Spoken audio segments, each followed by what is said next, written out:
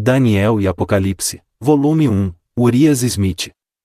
Capítulo 3, A integridade provada no fogo. Daniel 3. Admite-se que esta imagem, em certo sentido, se referia ao sonho do rei, descrito no capítulo anterior. Naquele sonho a cabeça era de ouro e representava o reino de Nabucodonosor. Sucediam-no metais de qualidade inferior, que simbolizavam uma sucessão de reinos. Nabucodonosor sentiu-se indubitavelmente satisfeito de que seu reino fosse representado pelo ouro, mas não lhe agradava o fato ser sucedido por outro reino. Por isso, em vez de decidir que sua imagem tivesse só a cabeça de ouro, ele a fez toda de ouro, para indicar que seu reino não seria lugar a outro reino, mas se perpetuaria.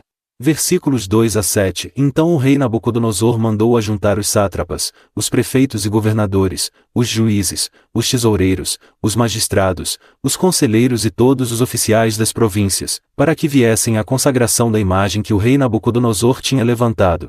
Então se juntaram os sátrapas, os prefeitos e governadores, os juízes, os tesoureiros, os magistrados, os conselheiros e todos os oficiais das províncias, para a consagração da imagem que o rei Nabucodonosor tinha levantado, e estavam de pé diante da imagem que Nabucodonosor tinha levantado. Nisto o arauto apregoava em alta voz: ordena-se a vós outros, ó povos, nações e homens de todas as línguas, no momento em que ouvirdes o som da trombeta, do pífaro, da harpa, da cítara, do saltério, da gaita de foles, e de toda sorte de música, vos prostrareis, e adorareis a imagem de ouro que o rei Nabucodonosor levantou. Qualquer que se não prostrar e não a adorar, será no mesmo instante lançado na fornalha de fogo ardente. Portanto, quando todos os povos ouviram o som da trombeta, do pífaro, da harpa, da cítara, do saltério, e de toda sorte de música, se prostraram os povos, nações e homens de todas as línguas, e adoraram a imagem de ouro que o rei Nabucodonosor tinha levantado. Dedicação da imagem. A dedicação desta imagem tornou-se uma grande ocasião, pois foram convocados os homens principais de todo o reino. Há tantos esforços e gastos os homens se dispõem para sustentar os sistemas de culto idólatras e pagãos. Quão lastimável é que os que têm a verdadeira religião sejam tão suplantados neste particular pelos que sustentam o falso e o espúrio. A adoração era acompanhada de música, e quem quer que dela não participasse via-se ameaçado de ser lançado na fornalha ardente.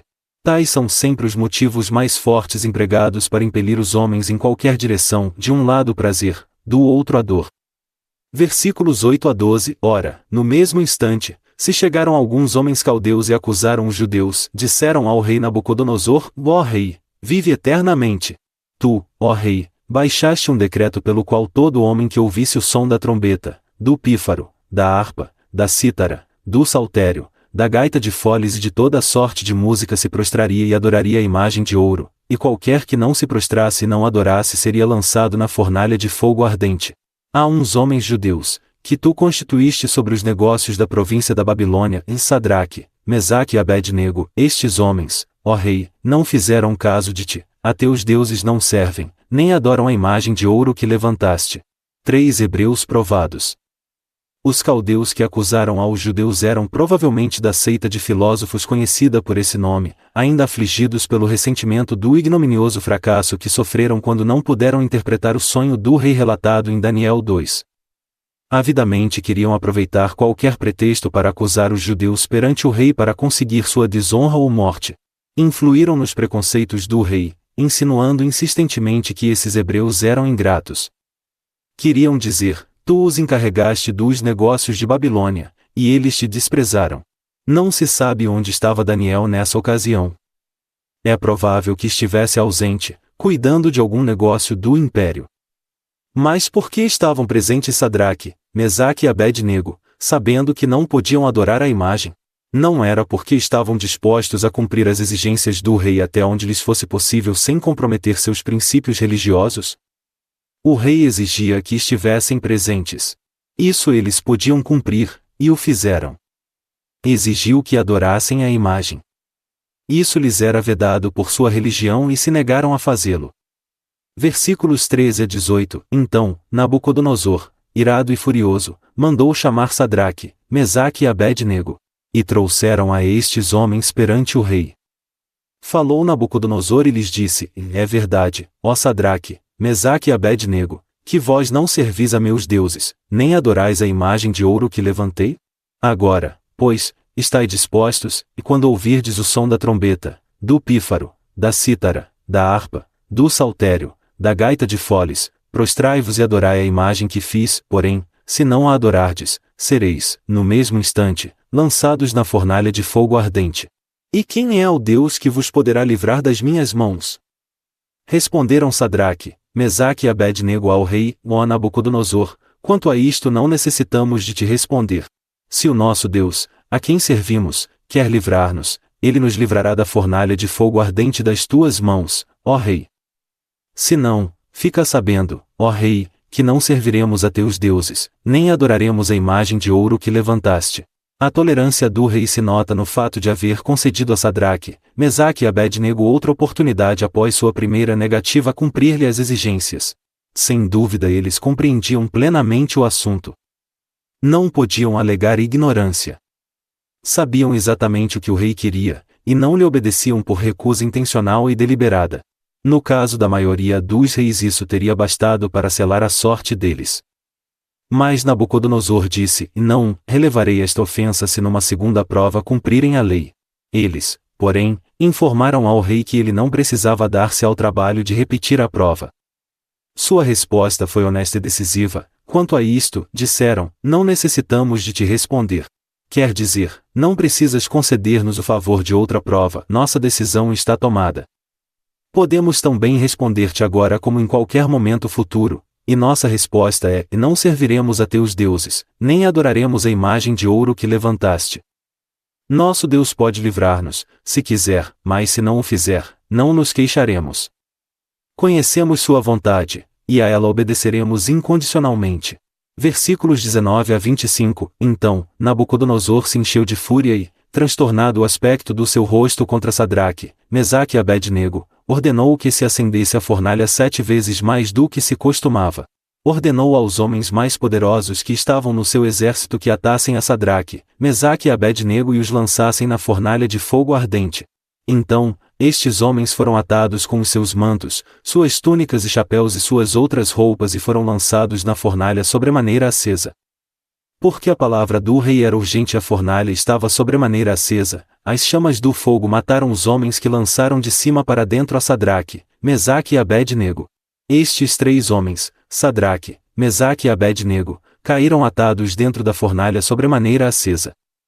Então, o rei Nabucodonosor se espantou, e se levantou depressa, e disse aos seus conselheiros, não lançamos nós 3 homens atados dentro do fogo? Responderam ao rei, é verdade, ó rei. Tornou ele e disse, e eu, porém, vejo 4 homens soltos, que andam passeando dentro do fogo, sem nenhum dano, e o aspecto do quarto é semelhante a um filho dos deuses. Nabucodonosor não estava inteiramente isento das faltas e insensatez em que tão facilmente incorre um monarca absoluto. Embriagado pelo poder ilimitado, não podia suportar desobediência ou contradição. Mesmo que fosse por bons motivos, se alguém lhe resistia à autoridade expressa, Nabucodonosor manifestava a fraqueza que em tais circunstâncias é comum entre a humanidade caída, e se enfurecia. Embora dominasse o mundo, o rei não sabia cumprir a tarefa ainda mais difícil de dominar seu próprio espírito. Seu rosto ficou transtornado. Em vez do domínio próprio da aparência serena e digna que devia ter conservado, deixou transparecer, na expressão e nos atos, que era escravo de ingovernável paixão. Lançados na fornalha de fogo. A fornalha foi aquecida 7 vezes mais do que de costume, ou seja, até o máximo. Nisto o rei anulava seu propósito, pois mesmo que o fogo tivesse sobre as pessoas nele lançadas o efeito esperado, só as teria destruído mais depressa. O rei nada ganharia com seu furor. Mas ao serem libertos desse efeito, muito foi ganho para a causa de Deus e sua verdade, pois quanto mais intenso o calor, tanto maior e mais impressionante o milagre de os jovens serem livrados dele. Cada circunstância revelou o direto poder de Deus. Os hebreus foram atados com todas as suas vestes, mas saíram sem sequer passar sobre eles o cheiro do fogo. Os homens mais fortes do exército foram escolhidos para os lançarem na fornalha, mas o fogo matou aqueles homens antes de entrarem em contato com ele, ao passo que sobre os hebreus não teve efeito, embora estivessem bem no meio das chamas. É evidente que o fogo se achava sob o domínio de algum ser sobrenatural, pois embora tivesse consumido as cordas com que eles foram atados, de modo que ficaram livres para andar no meio do fogo, nem sequer lhe chamuscou as vestes. Não saltaram do fogo assim que ficaram livres, mas nele continuaram, pois, em primeiro lugar, o rei os mandara colocar ali, e competia-lhe convidá-los a sair.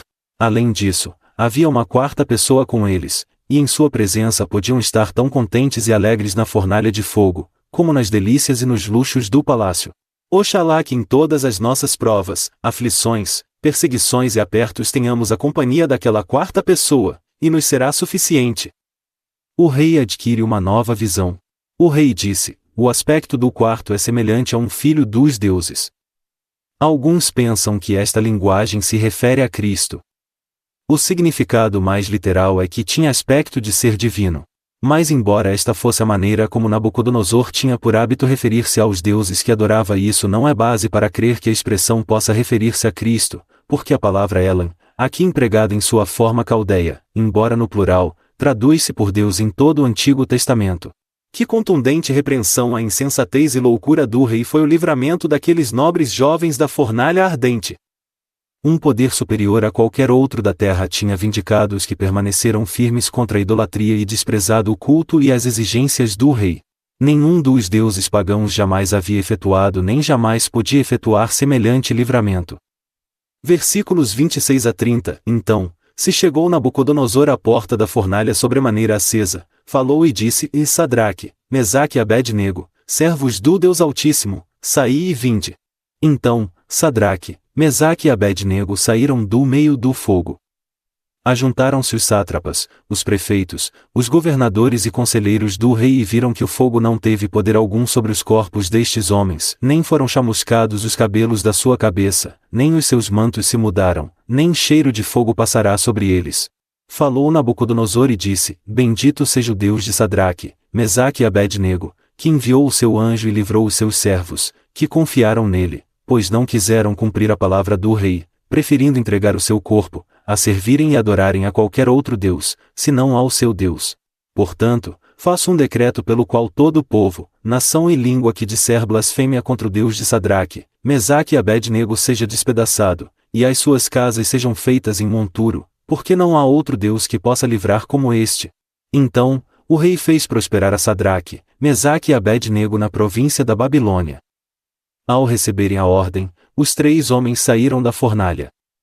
Então os príncipes, os governadores, e os conselheiros do rei, por cujo conselho ou assentimento, haviam sido lançados no fogo, pois o rei disse: Não lançamos nós 3 homens atados dentro do fogo, se reuniram para ver esses homens e obterem a prova visível e tangível de sua milagrosa preservação. Todos se esqueceram do culto da grande imagem. Todo o interesse desse vasto concurso de pessoas se concentrou nesses 3 homens notáveis. Como se deve ter difundido por todo o império o conhecimento desse livramento quando as pessoas voltaram às suas províncias? Que notável exemplo de haver Deus feito a ira do homem redundar em seu louvor! O rei reconhece o verdadeiro Deus. Então o rei bendisse o Deus de Sadraque, Mesaque e Abed-nego, e decretou que ninguém falasse contra ele. Sem dúvida os caldeus tinham falado contra Deus. Naqueles dias, cada nação tinha seu Deus ou seus deuses, pois havia muitos deuses e muitos senhores. A vitória de uma nação sobre outra supunha-se ocorrer porque os deuses da nação vencida não podiam livrá-la de seus conquistadores. Os judeus tinham sido completamente subjugados pelos babilônios, e sem dúvida estes tinham falado desdenhosamente do Deus dos judeus. Isso o rei agora proibia, pois compreendia claramente que seu êxito contra os judeus se devia aos pecados deles e não por falta de poder do seu Deus. A que conspícua e exaltada luz isso colocava o Deus dos hebreus em comparação com os deuses das nações. Era um reconhecimento de que ele considerava os homens receptivos a alguma elevada norma de caráter moral e não via com indiferença suas ações em referência a ela. Nabucodonosor procedeu bem ao exaltar publicamente o Deus do céu acima dos demais deuses. Não tinha, porém, direito civil ou moral de impor a seus súditos uma confissão e reverência semelhante, nem de ameaçar de morte aos que não adorassem o verdadeiro Deus como tinha feito com os que se negassem a adorar sua imagem de ouro. 3 hebreus promovidos. O rei promoveu os jovens cativos, isto é, restituiu-lhes os cargos que haviam ocupado antes de serem acusados de desobediência e traição. Ao fim do versículo 30, a Septuaginta acrescenta, e os elevou a governadores sobre todos os judeus que havia em seu reino. O rei não mais insistiu na adoração de sua imagem.